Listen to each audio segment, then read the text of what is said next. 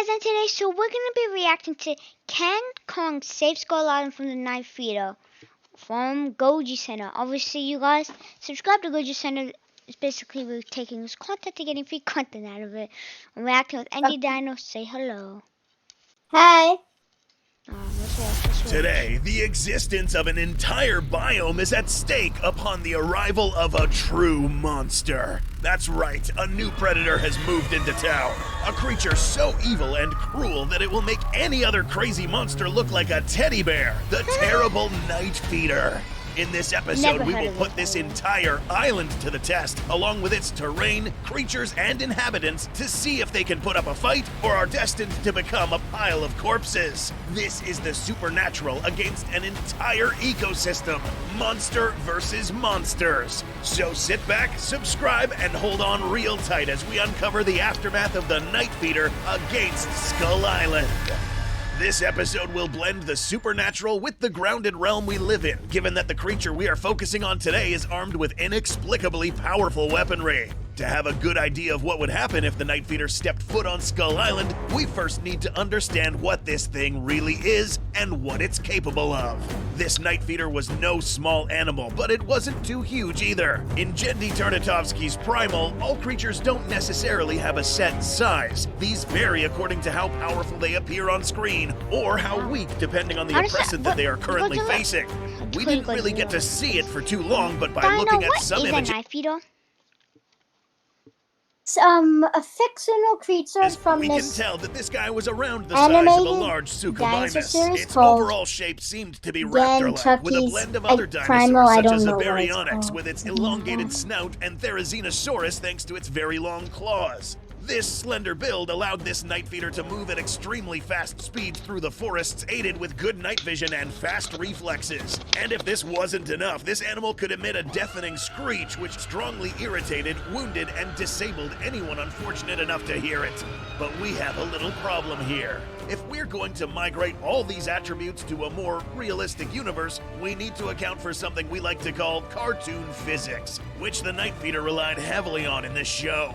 So how can something like this be plausible in real life? The best we can do in this case is assume that this Night Feeder is composed of materials and gifted with abilities that are purely fictional. The perfect example of this is its claws. As we've seen in the show, these can cut through literally anything with no resistance. The only way this would be possible in real life would be if these claws were composed of a material that is practically unbreakable, stronger than titanium itself. But that's not all. These would also have to be sharpened along the edges if these were to actually be able to inflict clean cuts, not lose any sharpness in the process, and also be powered by extremely strong musculature, be fastened by durable tissues, and move at supernatural speeds, and an unbreakable bone structure.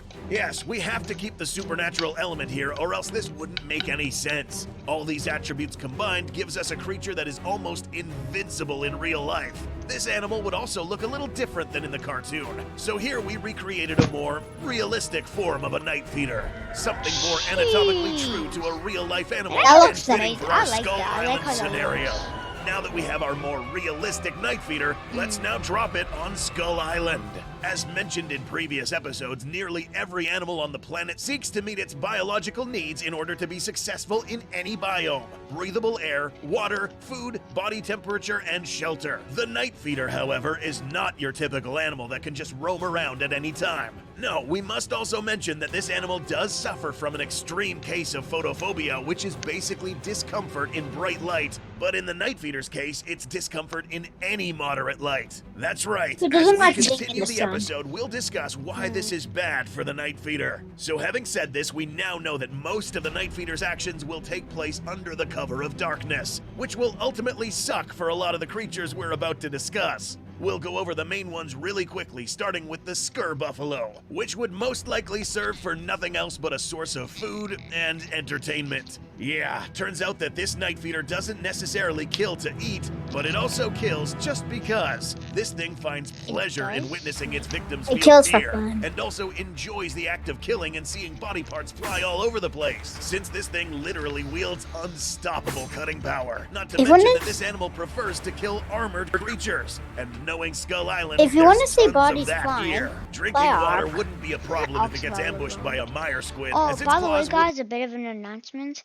We're actually starting an Ark Survival Evolved series and a Minecraft Mother series pretty soon. And also, tomorrow I'm going to be streaming the final battle for our battles. We don't know when the Ark is coming out. But the Minecraft should come out shortly. Like early February or like shortly after Jan. Probably. We don't know yet, though. Yeah, we don't know. So let's go back to the video. Literally make instant work. If we can find the a Skull Island mod. Icarus tigers would be able to detect an ominous creature nearby, but would quickly get dismembered by a swift attack. Death jackals, snakes, vine stranglers, and the mother longlegs would easily be dispatched by the night feeder. But what about a more robust animal, such as the spore mantis, which is literally a walking tree? I hope Blanky Box never watched Skull Island. You know why? Why? Because it's an animal called the mother long legs. Oh my god. Wait, actually? Well, that's so close to mommy long legs. Actually, no. Just instead of mommy. Blanky Box is like, oh my god, these mommy long legs are Okay, you can shut up and go back to So watching. it turns out that Primal does showcase the night feeder effortlessly cut through thick logs with just one swing. So, unfortunately for these creatures, which could now grow as big as redwoods, would be rendered to wood chips if they encountered a night feeder. Now, let's talk about I don't know. predators. We'll have to ban him from Minecraft if he doesn't survival, because it's impossible. We should get the break things from our fist mod. Well, it's like creative, you want your items when you punch it. Like, why? Because you know how much better mining would be? The creative mod. It's basically like creative, but it's like God mode. You're in survival, but you can fly. You can fly. That's unbalanced. What? That's unbalanced. We got mods for that, but we need to craft items.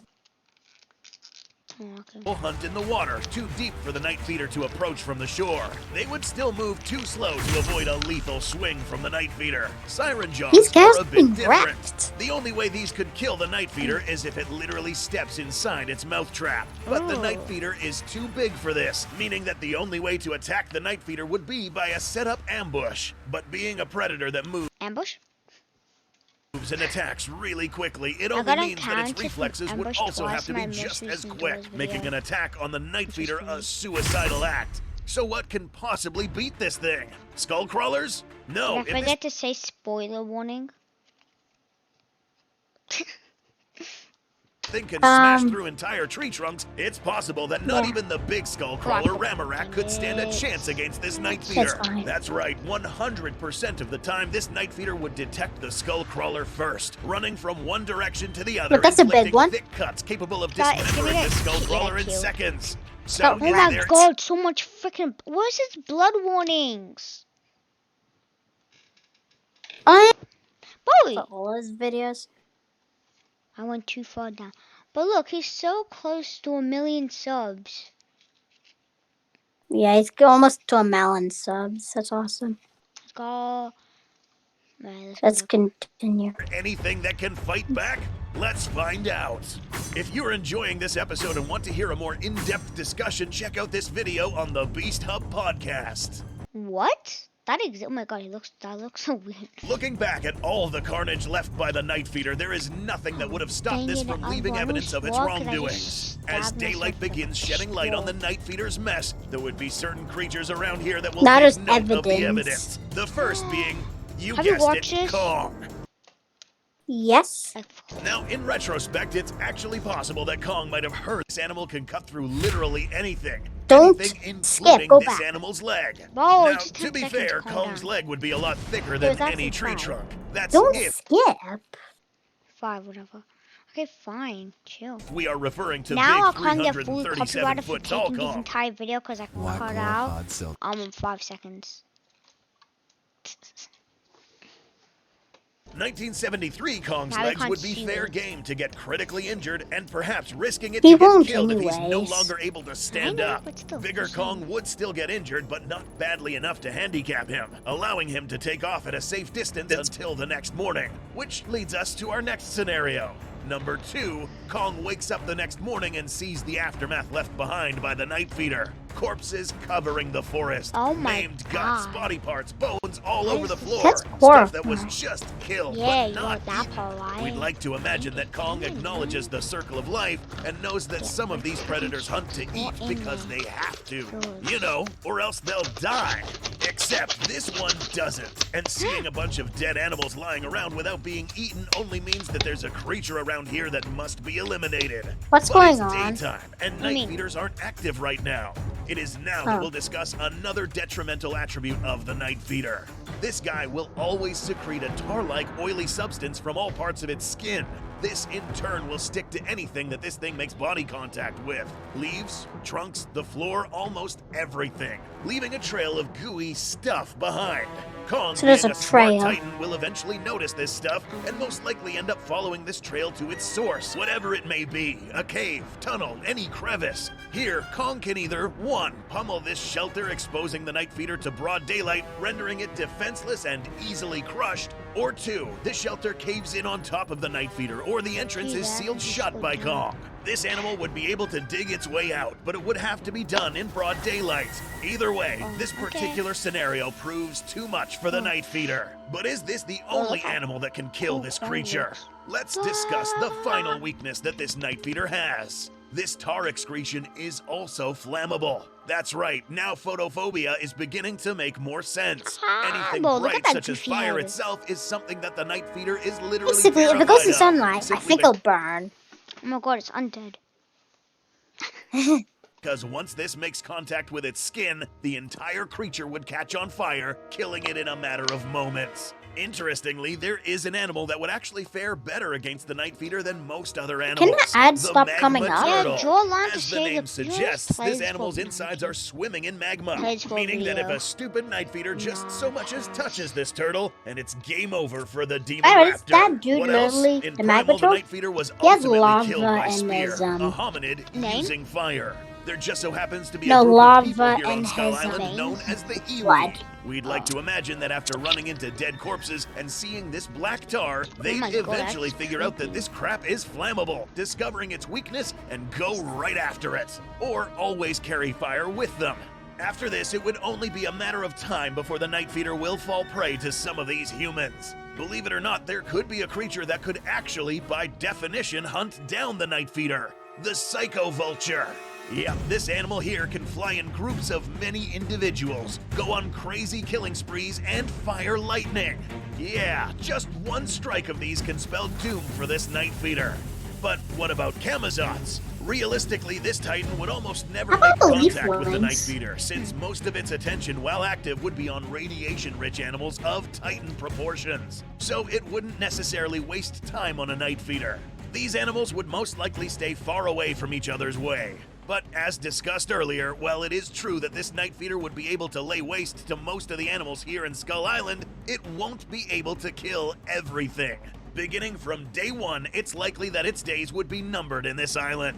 Skull Island will hold its title as the land of death, even for the terrible night feeder. If it wasn't for its flammable weakness, this would have been a different scenario. If you enjoyed this episode and want to see more monsters, more Skull Island, and more simulations, That's fun. subscribe, ring that bell, and we'll see you soon. Oh, in by the way, next there's another video episode. kind of similar. Pause.